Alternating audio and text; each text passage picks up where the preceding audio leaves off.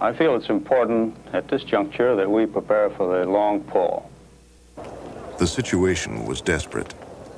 Westmoreland conferred in July with Secretary McNamara and General Wheeler, chairman of the Joint Chiefs.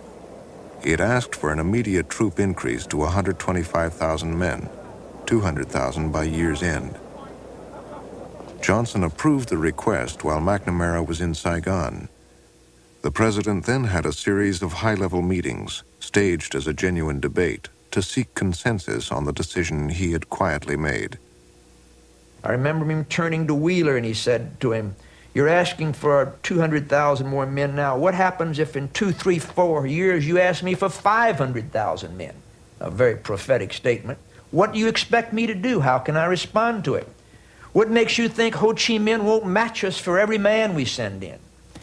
And another time to the group, he said, "We've got 2 questions that we've got to answer. Can Westerners fight a war in Asian jungles? And number 2, how on earth can we fight a war under the direction of others whose governments topple like bowling pins?" He said, "Now, somebody answer those questions for me." In explaining to the president the concern that I felt about a mounting escalation, I said to him, "You know, once on the tiger's back, we can't pick the time to dismount. You're going to lose control of this situation, and this could be very serious." Secretary McNamara framed the 3 options. Option number 1 was to cut our losses and get out. Option number 2 was a middle course. Option number 3 was to give the military in Vietnam what it wanted. Listen to the way the first option was phrased. Cut our losses and withdraw under the best conditions that can be arranged.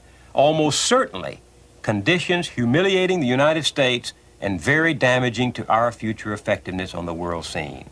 Now, you're president, and you have this memorandum from the Secretary of Defense, and it says, you can cut our losses and withdraw under the best conditions. However, it's going to make a fool of you in the world.